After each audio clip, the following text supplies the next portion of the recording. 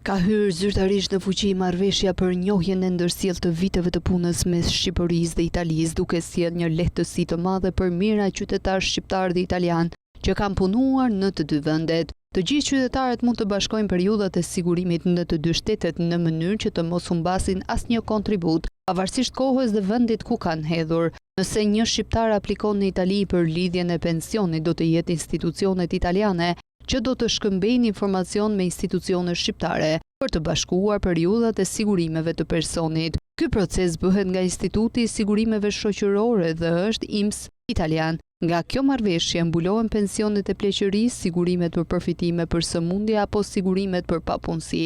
Po të njëjtin përfitim i kanë edhe afro 4.000 italian që jetojnë dhe punojnë në Shqipëri.